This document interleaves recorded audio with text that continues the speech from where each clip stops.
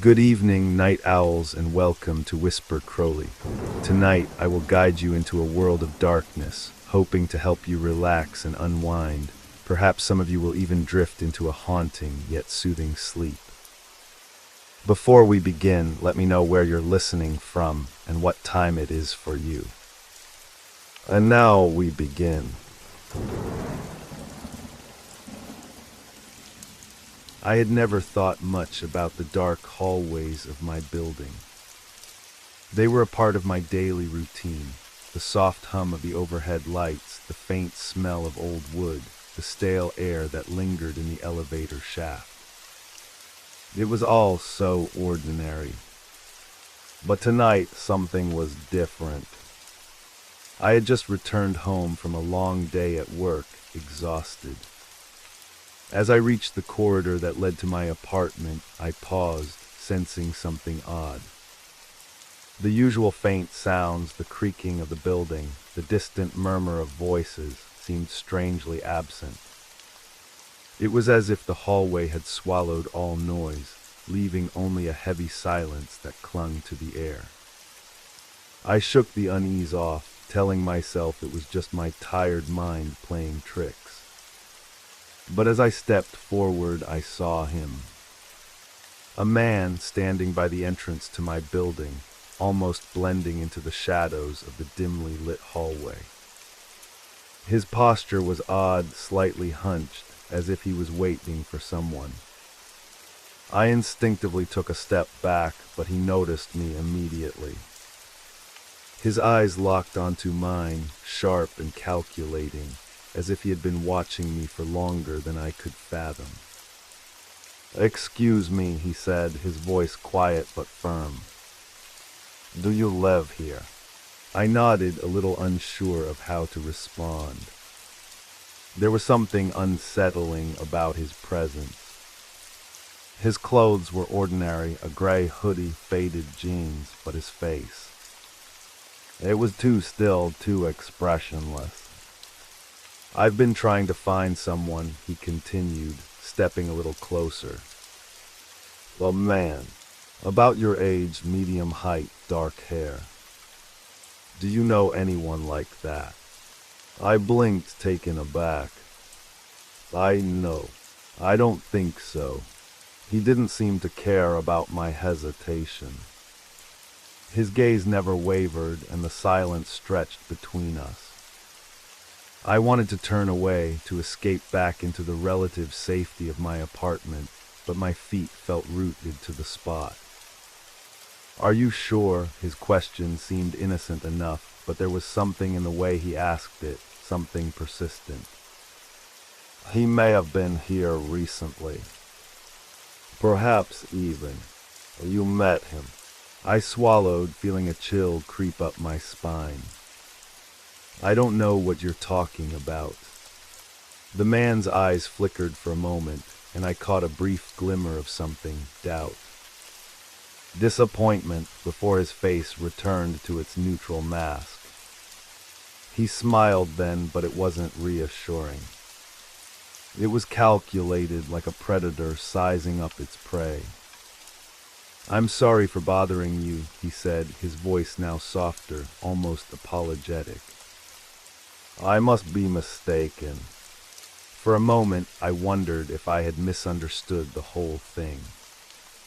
Maybe I had misread him. After all, this was just some guy who had gotten lost, right? But before I could react, the man took a step back, as if to leave. I watched him move toward the stairs that led to the upper floors, his figure disappearing into the shadows. Yet something about his departure didn't sit right with me. There was a sudden stillness in the air. It was a silence that felt too thick, like something was hanging in the balance.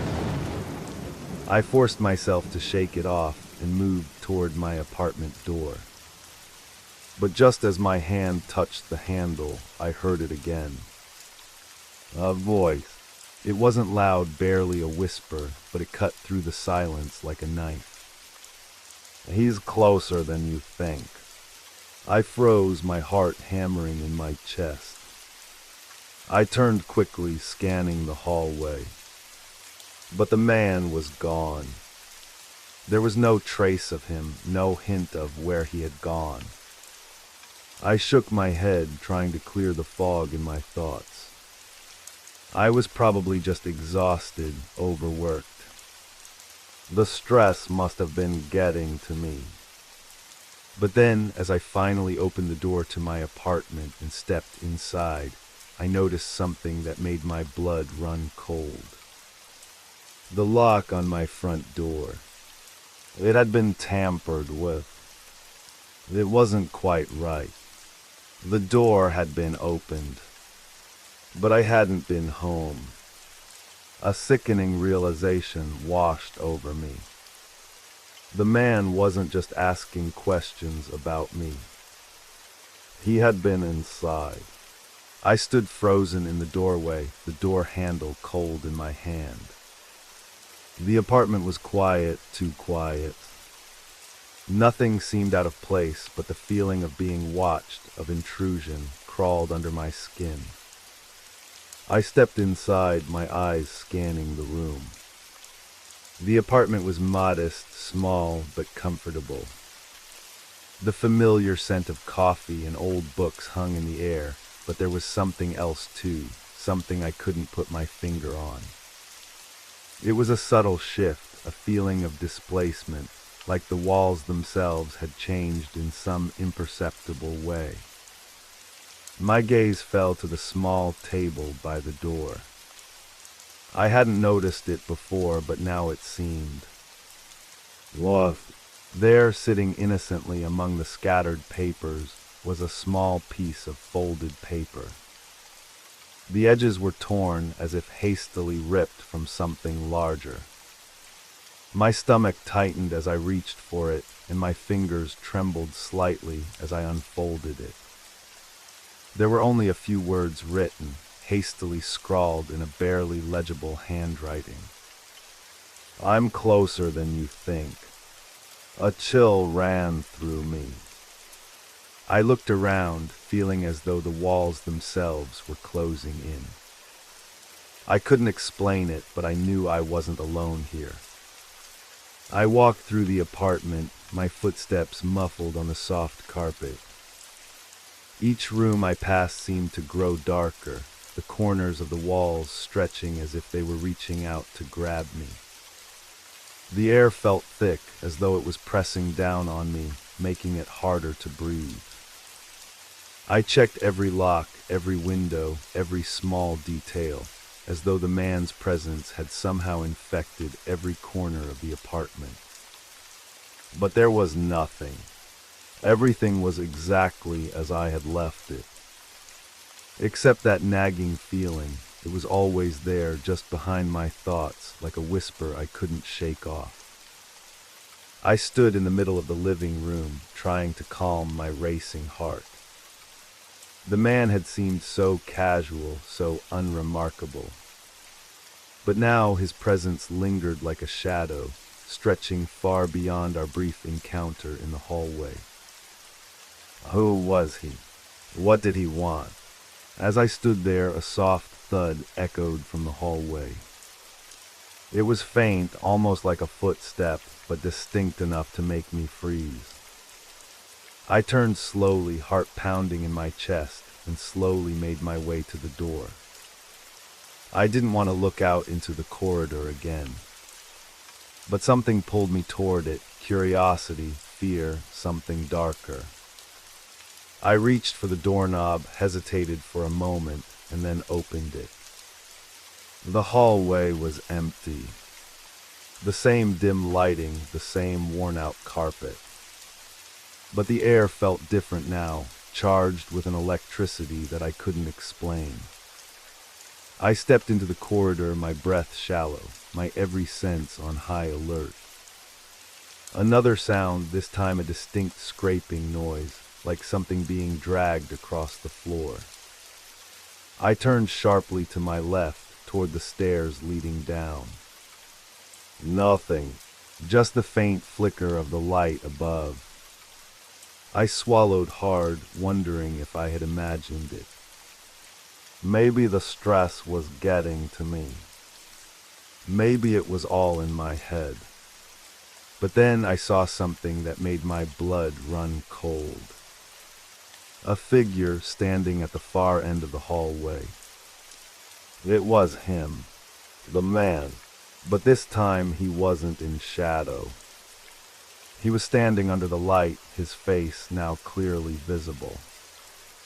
His eyes locked onto mine, unblinking, piercing through me like he was seeing straight into my soul. He took a step forward, slowly, methodically, each movement deliberate, controlled. I wanted to scream, to run, but I was frozen. My legs wouldn't move. The fear coursed through me like a poison, locking me in place. He didn't say anything this time. He didn't need to. The weight of his presence was enough. Every instinct screamed at me to get away, to leave, but I couldn't move. The silence stretched between us, and then, with a suddenness that made me jump, he spoke. "You shouldn't have come back." His voice was calm, but there was an edge to it, something cold and calculated. I opened my mouth to speak, to ask him what he meant, but the words died in my throat. My body felt heavy, like I was drowning in a thick fog of fear. The man took another step closer, his face still impassive.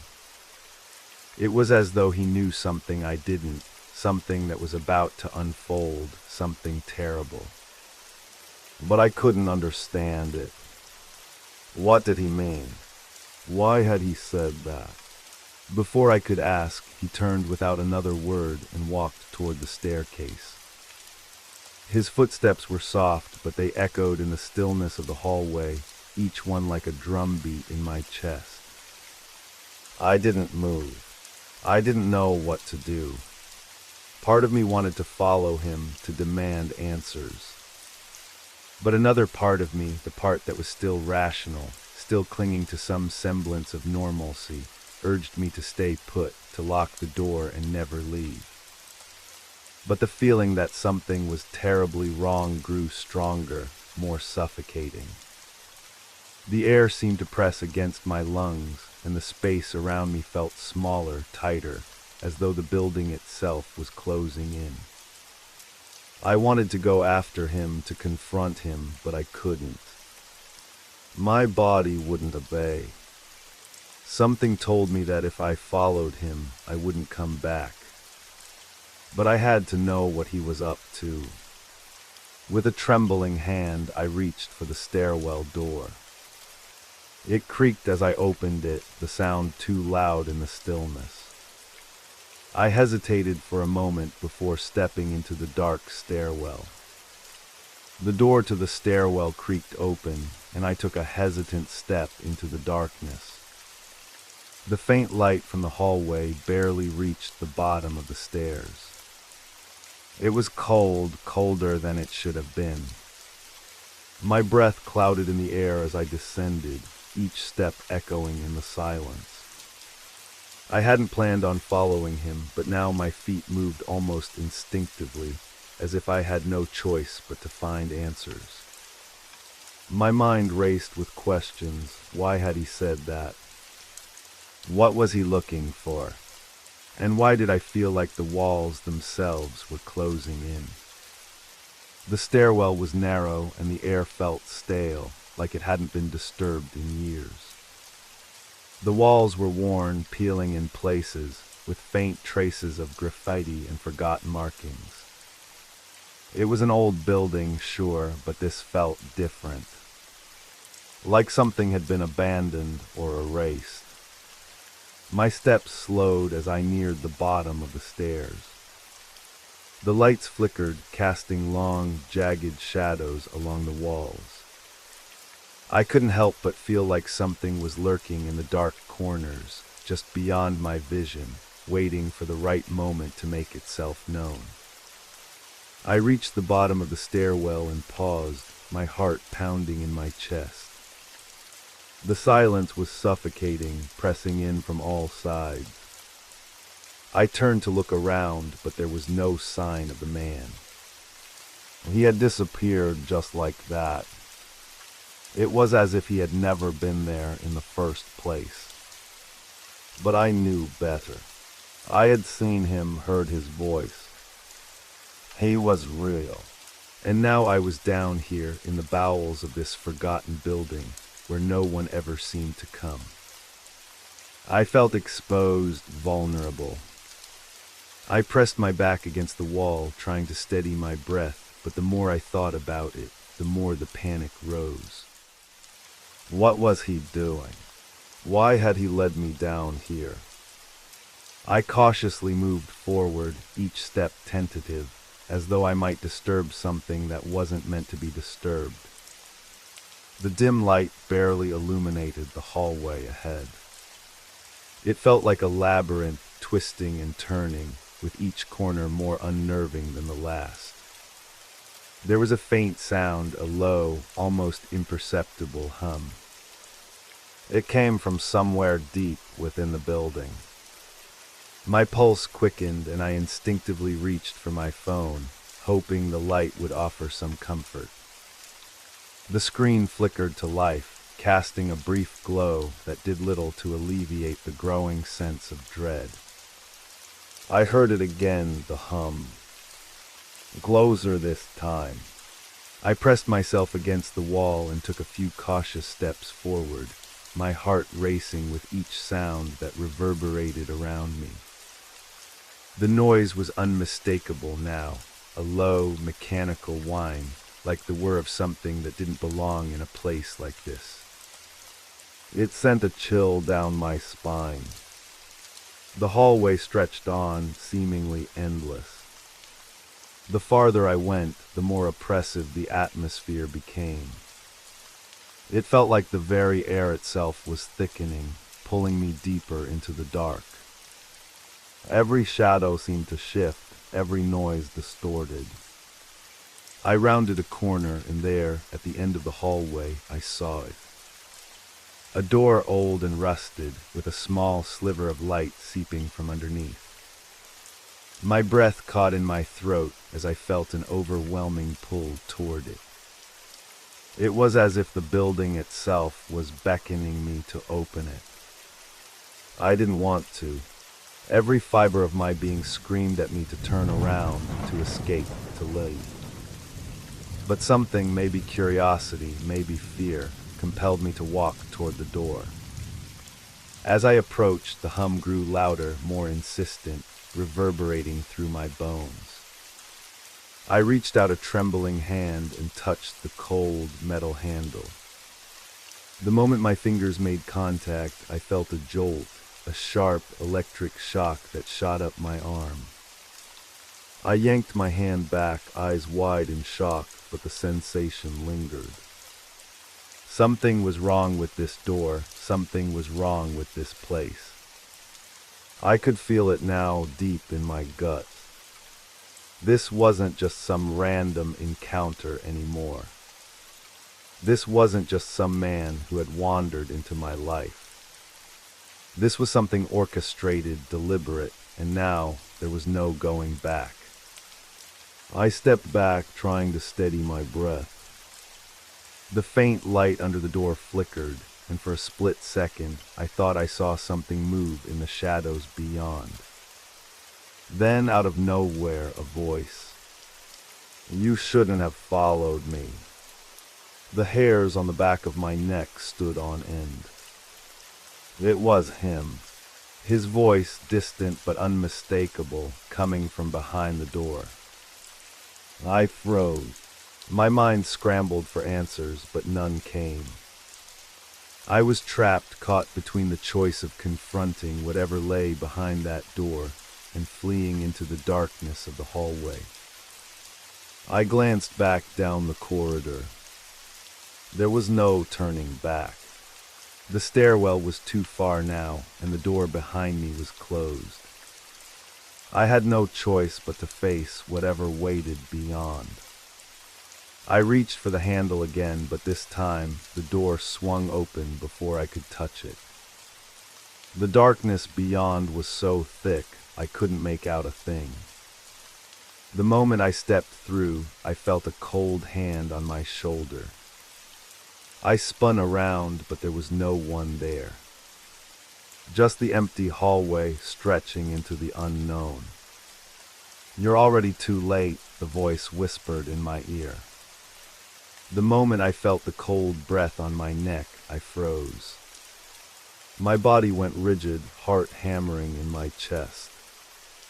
I spun around so quickly that my head throbbed, but there was nothing, just the empty, oppressive hallway stretching out behind me, devoid of any living presence. But I wasn't alone. I knew that now. The air itself felt heavy, suffocating. It was as if the walls were closing in, shifting, bending to some unseen will. I was trapped. I turned back toward the open door, the one I had just barely touched. It stood ajar, but the room beyond it was so dark, I couldn't make out a thing. It was as if the darkness had weight, thick and oppressive, like it was swallowing everything around it. I could barely breathe, let alone think. But I had to know what was behind it. I had no choice. My feet moved forward on their own, despite the part of me screaming to run in the opposite direction. Every instinct told me to leave, but my curiosity, no, my fear, was stronger now. I stepped over the threshold, my shoes scraping against the old, cracked wooden floor. The moment I crossed into the room, the door slammed shut behind me, so forcefully that I staggered. I spun around, my breath caught in my throat. The door, now closed, showed no sign of being touched by anything but the wind, yet the noise had been unmistakable, loud, violent, final. I reached for the door handle, but my hand shook too much. I couldn't even get a grip. Panic started to crawl its way up my spine, but I forced myself to steady my breathing. "Link, this is just your mind playing tricks. There has to be a logical explanation." I turned my attention back to the room. It was large, larger than I had imagined, considering the cramped hallways outside. The only light came from the faint glow of a bulb far overhead, casting eerie shadows that seemed to pulse in the darkness. The space felt endless, stretching out in all directions. The walls were lined with shelves, cluttered with boxes, and there were strange, almost ritualistic symbols drawn in chalk on the floor. Something didn't add up. This place, it didn't feel real. The humming sound from earlier had returned, low and vibrating in my bones. It was more like a pulse now, regular, rhythmic, as if the room itself had a heartbeat. The air was thick, almost greasy, and every breath I took tasted metallic. A shape in the corner of the room shifted, and my heart skipped a beat. I froze. For a moment everything seemed to stop, the humming, the air, the very time itself. The shape slowly came into focus. It was him, the man I had been following. His face was pale as though drained of color, and his eyes were hollow, like pits that absorbed all light. He stood there unmoving, watching me with a cold, unwavering gaze. "You shouldn't have come," he said again, his voice softer now, as though he was trying to convince me, not just warn me. I opened my mouth to speak, but no words came. My throat had gone dry, my body paralyzed by fear. This wasn't just a strange encounter anymore. This was something worse, something that didn't make sense. The man took a slow step toward me, and the room seemed to shift with his movement. The walls pulsed. The shadows stretched longer. A faint smell of something burning, metallic, and foul filled the air. My vision blurred. I wanted to run, but my legs felt like lead. "Do you know what you've done?" he asked, his voice quiet but full of something dark, something old. "You've opened it. You've let it in." A tremor ran through me. "Let what in?" I managed to rasp, my voice barely above a whisper. He didn't answer immediately.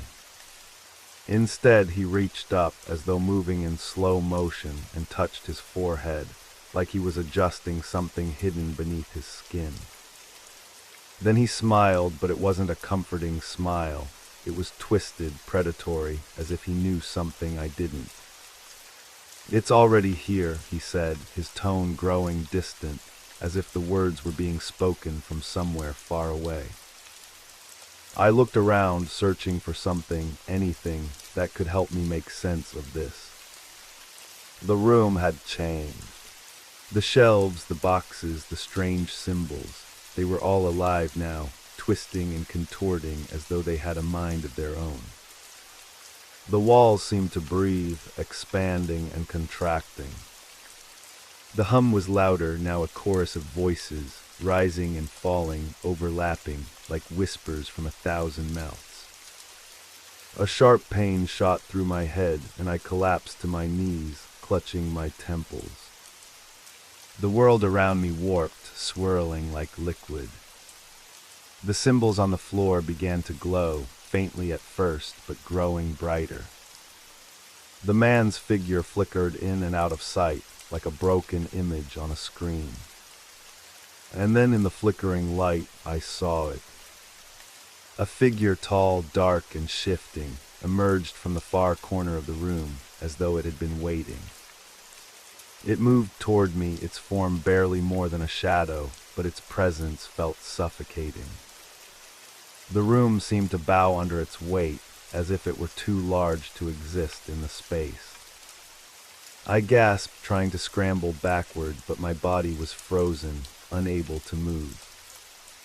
The figure reached out, its hands stretching impossibly long, and I could feel its cold touch even before it made contact.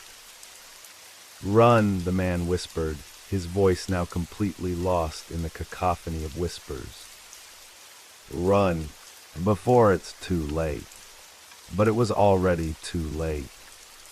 I don't remember how I broke free, whether it was from sheer panic or some instinct to survive, but suddenly my legs were moving. The shadow, that thing that had once been a figure, lunged at me, its long, clawed fingers nearly brushing my skin. But I was too fast. At least I thought I was. I stumbled backward, crashing into the cluttered shelves behind me. Boxes tipped over, spilling their contents onto the floor in a mess of old papers and broken glass. The sound of shattering echoed in the room, but it didn't drown out the hum. It was louder now, more insistent. Like 1,000 voices scraping against my mind, demanding attention. I didn't dare look back. I couldn't. My heart pounded against my ribs, threatening to burst. My breath came in short, ragged gasps as I pushed through the room, fighting against the pull of something unseen. The walls seemed to shift, warping the space around me, twisting the room into something unfamiliar. The air was thick, oppressive, like it was holding me in place, forcing me to stay. I pushed harder, each step feeling more like an effort to escape some unseen force rather than a mere physical movement. I reached the door, but as my hand gripped the handle, a jolt of static shot through my fingertips. The door wouldn't open. It was as though the very act of leaving had been forbidden, as if the room itself was holding me hostage. I tugged harder. Desperation clawed at me, but nothing worked. I banged my fist against the wood, screaming no, pleading, without even realizing it. My mind was spinning, every thought drowning in the overwhelming noise. That was when I felt it again, the presence behind me. I turned just in time to see it, no, feel it, as the shadow lunged again. This time its form was clearer, and the air crackled with a raw, menacing energy. It wasn't a human shape anymore. It was something darker, larger, its movements almost liquid, as though its body was made of shadows that bent to its will. The eyes, if they could even be called eyes, were two pits of black, voids that swallowed any trace of light. It reached out, its fingers stretching impossibly long, aiming for me. My blood ran cold, my legs froze to the floor. I was trapped. I don't know how it happened, but the door suddenly gave way. Whether by my force or by some twist of fate, it swung open. I bolted out of the room without a second thought, barely looking back. I didn't want to know what I was leaving behind. I just had to run. The hallway was as I had left it, normal, dimly lit, quiet, too quiet. I ran, the floor beneath me creaking with every step. But the hum, that maddening noise, followed me, its presence creeping up behind me, louder now, filling my ears. I couldn't think. I couldn't breathe. My body was moving on its own, each step more frantic than the last. Then came a sound, footsteps. Heavy, deliberate. Not mine. Not from anywhere nearby. I skidded to a stop, my pulse thundering. I turned sharply, my breath a shallow, frantic mess. The man was standing there, blocking my way. The same man, the one who had been in the room. But now his face was different. More strained. His eyes were wild, frantic. "Why didn't you listen?" he gasped. His voice was barely audible over the noise of my pounding heart. I didn't speak. I couldn't. My throat was dry, my body shaking with terror. I wanted to scream, but the words wouldn't come. He stepped closer, and I instinctively took a step back. "You have to understand," he said, his eyes flickering with something dangerous, something desperate. "It's not just here. It's everywhere. He stopped mid-sentence, his eyes going wide in horror. I didn't know why, but I followed his gaze. And that's when I saw it. At the far end of the hallway near the stairwell, a figure emerged from the shadows. It was tall, too tall, its limbs stretching unnaturally long, like they were being pulled by strings in the dark. The shadows moved with it, swirling around the figure as if it were made of the very darkness itself. The air grew colder and the hum that had never stopped, intensified. I turned back to the man, my chest tightening. He had fallen silent. His expression was frozen, his body trembling. He didn't move. Well, he couldn't. You shouldn't have come here," he whispered, barely audible, his voice cracking with terror. The figure in the hallway took a step forward. And then I understood. It wasn't just the room. It wasn't just the building. The thing, the entity, it was tied to everything. To me, to all of us. It was hunting, and I was its prey. I ran. Without thinking, without looking back, I sprinted down the hallway, my breath ragged in my throat. I could hear the footsteps behind me, echoing, growing closer with every step. It was going to catch me. I couldn't outrun it. I couldn't escape it. And just as I reached the staircase, the ground beneath me seemed to give way. The building groaned and everything around me seemed to crack open, like the world was falling apart. I reached for the railing to steady myself. My hand slipped, and then there was nothing. A sudden, deafening silence. The hum disappeared. For the first time since I had stepped into this nightmare, there was stillness. But I didn't dare open my eyes. I didn't dare move. I could feel it. It was close. It had found me.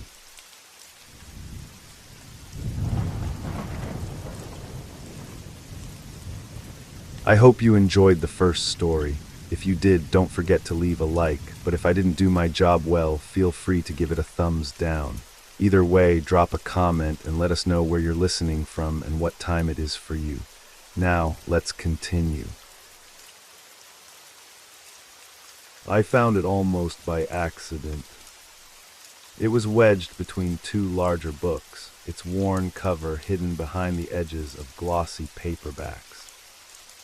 A nondescript volume in an otherwise unremarkable section of the library. But something about it caught my attention. The title was faintly embossed on the cover, The Unseen Paths. I reached for it without thinking. When I opened the book, I didn't expect what came next. The pages were old, fragile, their yellowed edges curling slightly, as though they had been waiting. And there in the first paragraph was my name. Adam, it read in bold, dark letters. Adam was late that afternoon. He had come to the library with the intention of finding answers. But as he browsed through the dusty shelves, he realized something was terribly wrong. I froze. My heartbeat quickened. It wasn't a coincidence. The feeling clawed at me, that feeling of being watched, of being caught in something too big to comprehend. I couldn't look away. I had to read more. The story unfolded in eerie detail. It described a man, me, entering a library, picking out books, and wandering through aisles. But each sentence, each word, seemed to describe moments that had already happened. The description of the shelves, the feeling of being watched, the scent of old paper that filled the air, it was all too familiar. It was happening as I was reading it. Adam approached the farthest corner of the library. The silence was thick, almost oppressive, and in the air lingered a strange scent, a mixture of ink and something else. Something metallic. That was the moment I realized I was not reading a story. It was my story. A chill ran down my spine as I turned the page. The words were no longer just recounting my actions, they were predicting them. Adam would soon feel a cold hand on his shoulder. I glanced over my shoulder. Nothing, but the hairs on the back of my neck stood up. I dismissed it as paranoia, but my hands began to tremble as I flipped through the pages. Each chapter unfolded in the same unnerving manner. It wasn't just that the events were familiar, it was that the events were happening as they were described. As though this book had been written for me, about me, for this exact moment. Adam would soon realize the book in his hands was more than just a story. It was a map. It was a warning. I turned another page, the sound of the paper tearing at the edges as I rushed through it, eager to find the next line. The words blurred as I read faster, more desperate to understand, but not wanting to know too much. The next chapter was even more disturbing. Adam would feel the weight of the book grow heavier in his hands. At first, it would be a slight discomfort, like the pressure of an invisible hand pushing against his chest. But soon it would become unbearable, suffocating. His breath would shorten, and the library around him would begin to change. That's when I heard it, a soft scraping sound, like nails on the wooden floor. I jerked my head toward the aisle behind me. Nothing. I swallowed hard, my pulse racing. I didn't know what to do. Should I put the book down? Walk away? I should have, but I couldn't. I continued reading, knowing that I shouldn't, knowing that the words were no longer just words. They were a prophecy, a sequence of events that would inevitably unfold. Each line of text, each word I read, was one step closer to the terrible thing I was being warned about. Adam would hear footsteps echoing from behind. At first they would seem like ordinary footsteps, but as they drew closer, they would grow louder, heavier. He would turn around to find nothing, nothing at all. I froze. I had just turned the page. The description was happening right now. The hairs on the back of my neck stood up. I looked around the library, heart thumping. The shelves were eerily still. But in the distance, I could hear something. Footstep, slowly growing louder. Closer. I stood up quickly, dropping the book to the floor, but the sound didn't stop. The footsteps kept coming, echoing through the otherwise silent library. They were heavy, deliberate. I felt my breath catch in my throat. I backed toward the aisle, eyes wide. My body moved on autopilot, my mind screaming at me to get out, to leave, but my legs wouldn't obey. The sound of footsteps grew louder. Suddenly the lights flickered, plunging the library into darkness. My heart skipped a beat. I tried to move, but it was as if the darkness had enveloped me, freezing me in place. I could still hear the footsteps, now only inches away, but there was no one there. Adam would soon realize that his fate had been sealed long before he picked up the book. The library had been waiting for him. And now it was time to claim him. The words were no longer in the book. They were in my mind, repeating over and over, echoing through my skull. I could almost feel the invisible hand on my shoulder, cold and unyielding. And then, just as the footsteps reached their peak, everything stopped.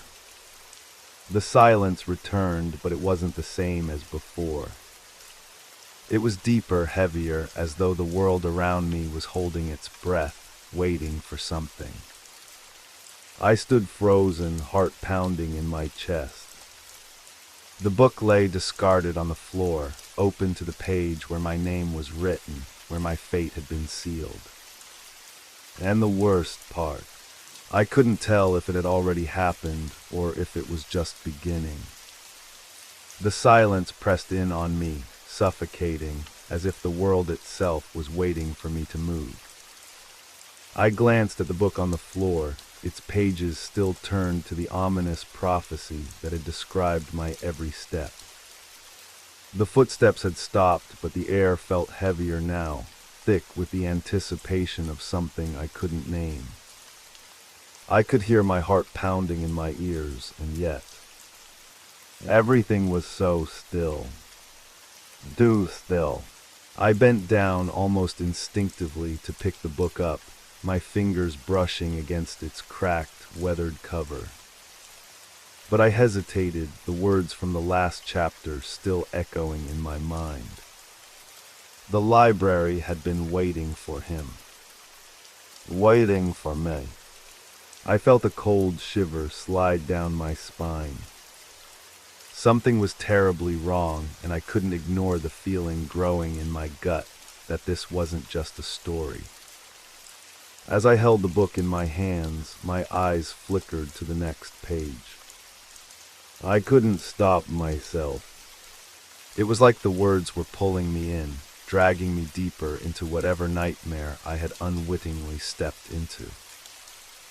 Adam would find that the lights would flicker once more, this time not just a brief interruption, but a warning. A sign that he was not alone. The book was still warm in my hands, as though it had absorbed the strange atmosphere that now enveloped the room. My fingers trembled slightly as I turned the page. It wasn't just a story now. The book was like a living thing, breathing in sync with my heartbeat. Each page I turned, the deeper I went into the narrative, the more I felt myself slipping into something beyond my understanding. The library. It was watching me. The quiet hum of the fluorescent lights above, the distant creaking of the shelves. They weren't just sounds of a place. They were part of something far darker. I pushed the thought away. Focus, Adam. I needed to focus. It wasn't just the book. I could still hear the echo of the footsteps. I have to leave. The library was too quiet. I knew I had to get out, but a strange force seemed to hold me in place. The dark corners of the room seemed to stretch out, beckoning me toward them. But it was the book that held my gaze. A flicker of movement in my peripheral vision caught my attention. My breath caught in my throat. The shelves, no, it couldn't be. But the shadows, they were moving. I snapped my head back to the book, trying to shake the creeping fear that tightened in my chest. The next line was written as if it had been waiting for me. Adam would realize the lights were not merely flickering, they were telling him something. Something he couldn't ignore. Something he had to face. I swallowed, my throat dry. The words felt too real, too precise. I stared at the page, wondering if I was imagining this, if I was simply reacting to the fear slowly creeping into my thoughts. But the shadows, the distant sound of something moving. I wasn't imagining anything. Then he would hear it, the soft scraping of something, far too close, moving just behind him. I froze. It was like a bolt of lightning had struck through my mind. I knew the sound before I heard it, the scrape of shoes on the floor, dragging slowly, deliberately. It was so soft, so faint at first, that I thought it could be my imagination. But it was there, behind me, just behind me. I snapped the book closed, my pulse racing. It was then that I noticed something else. The air, which had been thick with the scent of old paper, now smelled faintly of rust, metallic, sharp. I turned quickly, scanning the aisles for movement, but nothing. No one. And yet the scraping sound continued, like fingers dragging across the floor. Closer. So close. I reached for the nearby light switch, but the moment my hand made contact, the lights above flickered again. This time longer. The buzzing was deafening. The room darkened as if the darkness itself had poured through the cracks, swallowing everything in sight. A sharp, cold breeze blew through the shelves. It didn't feel right. What is happening? I felt the air shift, as if something was closing in on me from every side. The walls seemed to shift. The aisles, the shelves, they didn't look quite the same. The books on the shelves were no longer just books. They were shifting too, their spines now twisted and unfamiliar. The room felt wrong. The space I thought I knew so well now seemed. Foreign hostile. I stumbled back toward the entrance, my legs shaking, my thoughts a jumbled mess of fear and disbelief. But when I reached for the door, it wouldn't open. My hands were frantic as I twisted the knob, but it was stuck, sealed. Adam would soon learn that no escape was possible. The book, the library, had already begun to change him. I gasped, my breath catching in my throat. The voice, the words, they were coming from inside my mind, whispering like a constant murmur, almost too faint to catch, but always there. The room wasn't just shifting, it was altering me. The lights flickered once more, and in that brief moment of half-darkness, I saw it. A figure, tall, cloaked in shadows. It stood at the far end of the aisle, its shape indistinct, like a shadow without substance. But I could feel it, watching me, waiting. My heart pounded in my chest as I tried to back away. My thoughts spun. I'm losing my mind. This is real. This is real. The scraping sound stopped. I heard nothing, but the air was still thick, charged with a presence I couldn't see. I ran.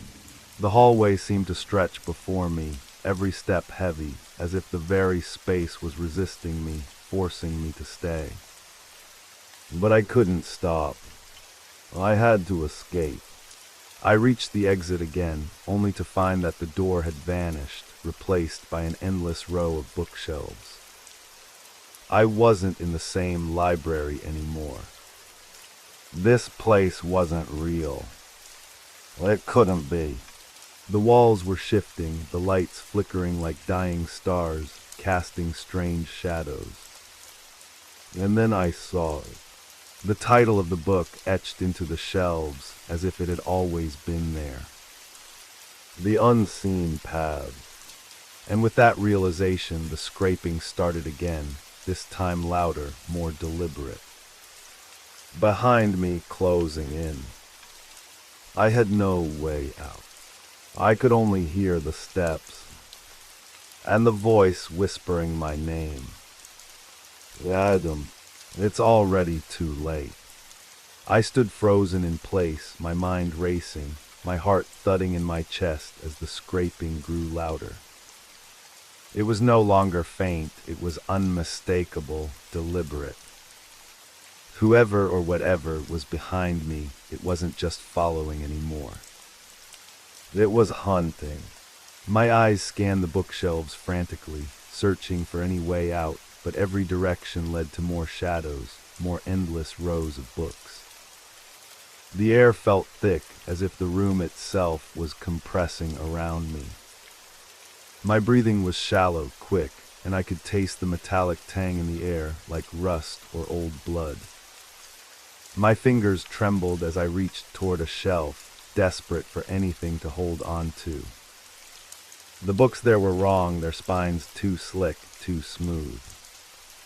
They seemed alive. The titles were jumbled, impossible to read. I grabbed the nearest one, pulling it off the shelf, but the cover was soft, malleable, as though it had been made from something other than paper. I tossed it aside in disgust. The scraping continued, louder now, almost beneath me, like nails dragging across stone. I didn't dare look behind me, but I could feel its presence closing in, a shadow that pressed in on me from every angle. I can't stay here. I have to get out. But there was nowhere to go. The hallways of the library stretched infinitely, the shelves growing taller with every step I took. I turned back toward the last place I knew I had seen a door. But there was nothing there now, just more shelves, their wooden frames dark and oppressive, like they were closing in on me. I reached for the walls, feeling the cool wood beneath my fingers, my mind spiraling.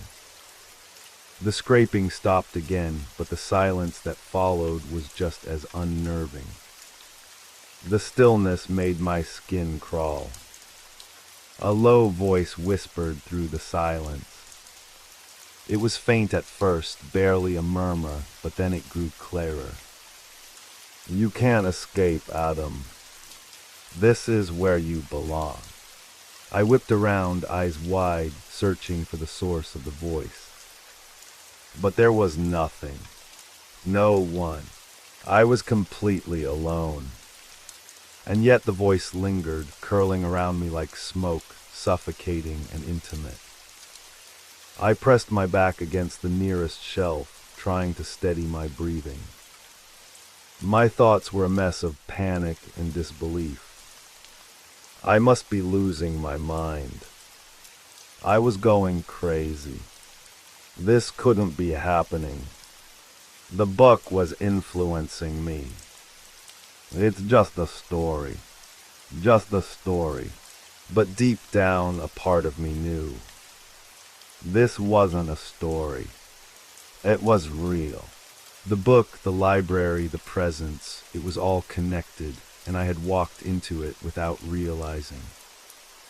The sound of footsteps, deliberate and slow, echoed again. But this time, it wasn't just one set of footsteps. It was multiple. How many of them are there? I took a hesitant step backward, the floor beneath me creaking as if warning me. I could feel the weight of something pressing down on me, like the air itself was heavier here. The walls seemed to shift around me, like they were moving, adjusting to trap me in place. My legs were trembling, but I forced myself to move. The farther I walked, the more I felt the presence lurking behind me. The cold breeze I had felt earlier was back, now stronger, and it seemed to curl around my legs, dragging at me like an invisible hand. I stumbled forward, my eyes darting around the dim, shifting space, desperate to find any exit, any way out. I needed to see a sign. Anything. And then, just as I thought my mind was unraveling, I saw it, something in the distance, hidden behind a wall of books. A faint, flickering light. Could it be? Without thinking, I broke into a run, the sound of my footsteps echoing off the walls as I sprinted toward the light. My chest tightened with every breath, but I pushed forward, ignoring the fear clawing at my throat. The closer I got, the more the light began to take shape. It was a door dimly lit, but unmistakable. It had to be the exit. But as I reached out to touch the doorknob, a cold, sharp hand gripped my wrist. I gasped, spinning around, but there was no one there. The hand released my wrist, leaving behind a cold, lingering pressure. The door creaked open slightly, as though inviting me in. But the door wasn't the escape I thought it would be. As it opened, a dark, gaping void appeared before me. A void that seemed to swallow the light, devouring everything in its path. There was no end to it, no depth. It was a hole in the world, pulling at my very soul. I stumbled back, my mind reeling. What was that? What am I supposed to do? Behind me, the scraping returned. But now it was louder. Closer. I could feel it coming from every direction. My pulse raced, and I turned, looking for any escape, any way out. But the walls, the shelves, the library, it was closing in on me. The ceiling seemed to bend lower, the air growing thicker. I'm trapped. And then, as if the library itself had made the decision for me, the door slammed shut. The scraping stopped. The voice returned, but now it was clear and cold. as though it came from the deepest part of my mind. Welcome to your story, Adam. You're finally part of it. I stood frozen, the realization sinking in. I wasn't just a reader of this story anymore. I was in. I was trapped, a pawn in whatever twisted game the library had planned for me. I wanted to scream. I wanted to fight. But the air around me grew thick, my movements slowing, like the space itself was rejecting me. There's no way out. The library had me. And I was only getting deeper. I couldn't breathe. The walls pressed in, suffocating me as I stood in the center of the library, paralyzed by the realization that I was no longer just a spectator in this nightmare. I was part of it. My body felt heavy, like I was sinking into the floor with every second that passed. The silence that followed was deafening, broken only by the soft shuffling of pages that seemed to emanate from nowhere. I was surrounded by books. Books that whispered secrets to me, their spines staring back as though mocking my desperation. How had I gotten here? This is just a nightmare. It's not real. But the voice, that cold, knowing voice, kept echoing in my head. You're finally part of it. What did it mean? The weight of those words pressed into my chest like a vice. Was I meant to find something here? Was there a purpose to all of this madness? I scanned the library again, desperately looking for something, anything, that could give me an answer. The light around me flickered again, casting strange, elongated shadows that seemed to stretch toward me. I could hear the faint sound of footsteps again, this time slow and deliberate, like the rhythm of a heartbeat that matched my own. They were coming. I didn't know who they were, but I could feel them closing in. A gust of wind, cold and sharp, brushed past me, causing the pages of the nearby books to rustle violently.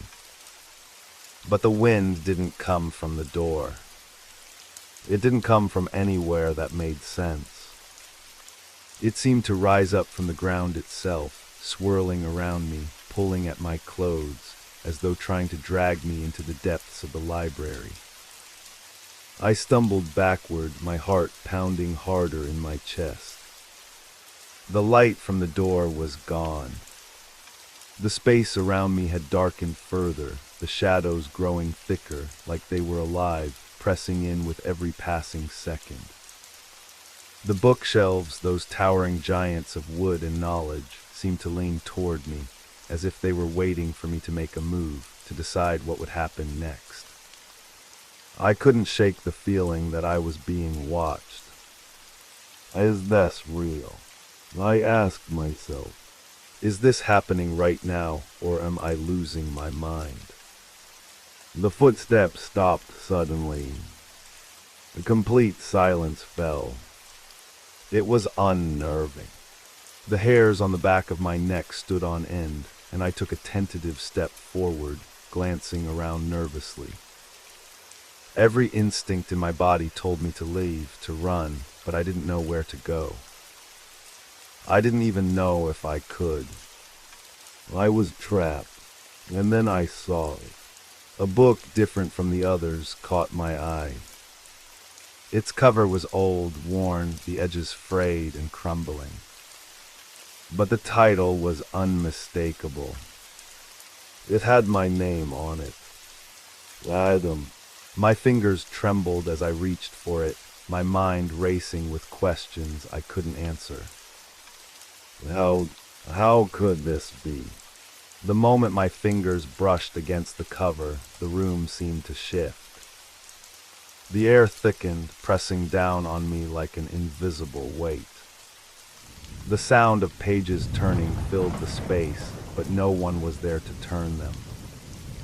The book opened in my hands, its pages blank at first, but then slowly, words began to appear one by one, as though the story was writing itself before my eyes.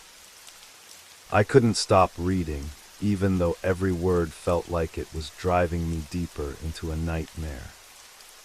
The words described everything I had experienced so far: the scraping noise, the cold wind, the eerie voice. It was all there, written as if it had already happened, like I was reading the chapters of my own life, twisted and contorted into something darker. And then it started describing what was happening right at that moment. Adam walked deeper into the library, unaware that his fate had already been sealed. The shadows moved closer, the voices whispered louder. His every step was being watched. He could not escape, for he was part of the story now, and the story had no end. I felt my throat tighten. Panic surged through me. The pages were still turning, faster now, the words becoming more frantic, more distorted. It was as if the book itself was alive, feeding off my fear, shaping the world around me with every passing sentence. I tried to shut the book, to stop reading, but my hands wouldn't obey. It was like the book had become part of me, forcing me to read the words, to witness whatever fate awaited me. The door closed behind him, and the library was no longer just a place. It was a prison, and Adam was its prisoner. He could never leave. He was bound to the story, bound to the library. And the story would never end. My heart raced, my vision blurring. The room around me was distorting, warping. The bookshelves seemed to pulse with energy, their edges becoming jagged, the air thick with a heavy, oppressive force. No, I won't let this happen, I shouted, but my voice sounded distant, as if someone else was speaking for me. The book snapped shut with a loud crack, and the sudden silence felt like it was suffocating me. For a moment I thought it was over. But then I heard it again, the scraping noise. Louder now, coming from all directions, getting closer. The footsteps were back, relentless. "You can't escape," the voice whispered, and this time I recognized it. It was my own voice. And in that moment I knew. The library wasn't just trapping me physically, it was shaping me. Every fear, every thought, every decision I made was being absorbed into the story, becoming part of its dark reality. The walls, the shadows, the voice, they were all part of it. Part of me. There was no escape. I was stuck in the pages of my own story, a character with no control, no future. And the worst part was, I had always known this would happen. I was suffocating. The library, once a place of solace and safety, now felt like an endless, breathing nightmare. The walls pulsed, the shadows stretched, and every step I took seemed to echo in the silence. The footsteps, my footsteps, followed me with relentless precision, always just behind me, never allowing me to escape. My mind raced. I tried to think of a way out, a way to undo the book, to tear it apart and free myself from the clutches of its curse, but my hands, still trembling, clung to the pages like a lifeline. It was as if the book itself had become a part of me, like I was tethered to its every word, its every sentence. The more I struggled, the tighter the grip seemed to become. I could hear the whispers now, clearer than ever before. You can't run. You can't hide. The story has already been written. The words seemed to fill my head, pushing out all rational thought, leaving nothing but an overwhelming sense of dread. What had started as an eerie coincidence was now an undeniable truth. I was trapped in this twisted reality, a prisoner of the book that had foreseen my every move. The door closed behind him. There was no way out. The words on the page morphed before my eyes. I could feel the ink swirling, changing. I couldn't control it. Every sentence that appeared was a new twist in the tale, a new horror that was being written into existence. Adam's panic grew. The walls closed in. There was no escape. The air grew colder, the shadows darker. I turned toward the door, the same door I had entered through, but it was no longer there. It had disappeared. The walls were solid now, unyielding, like the stone of a tomb. No windows, no way out. Only the book, only the whispers. I backed away, feeling my legs grow weak beneath me. Every breath felt like it was pulling me deeper into the nightmare. The book, it was the only thing that mattered. The book was the only thing that was real. I opened it again, though every part of me screamed not to. The words were there, flowing like a river, endless and suffocating. I read them, unable to look away. Adam reached the final page. The story had come to its end, and there was nothing more to be written. But as he turned the last page, he realized this was only the beginning. He had become part of the story, but the story was not finished with him. It had only just begun. I froze. My heart stopped. The book was unfinished. The last sentence was still echoing in my head, louder than anything before. The story was not finished with him. I looked at the pages. They were blank. No words. No ink. Nothing. But the room, the library, was changing. The shadows began to move, twitching at the corners of my vision. They were reaching for me. The book, it was feeding on me. It was alive and it was hungry. I slammed the book shut, but the damage was done.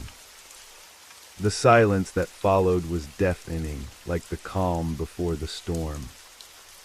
The air felt heavy, charged with something dark, something malicious. And then a new sound. A faint tapping. At first I thought it was my mind playing tricks, a final desperate illusion. But it grew louder, more distinct. The sound of a pen scratching against paper. Someone, something was writing. I spun around, searching for the source, but the library was empty. The shelves loomed like silent witnesses to my terror. There was no one here. And yet the tapping continued, the sound of ink flowing across pages. It was the book. It was writing again, writing me. The door opened and Adam stepped into a new chapter, one he had no control over. He could not escape.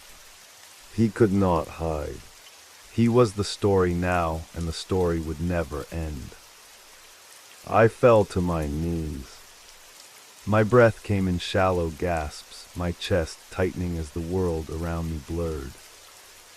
The book, my book, was alive. And it wasn't finished with me. The tapping stopped, and I heard the soft rustle of pages turning. And then a voice. My voice. It's not over, Adam. It will never be over. I looked at the final page of the book, but there were no words. No story. Only a blank space. And then it hit me, the truth. The horrible, terrible truth. I had never been in control.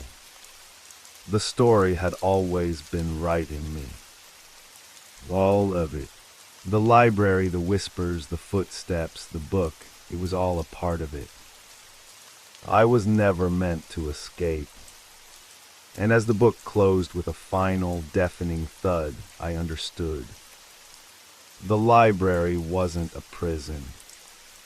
It was a door that would open again and again and again, each time with a new story, a new victim. And I would be there every time, trapped within its pages. Forever. The story would never end.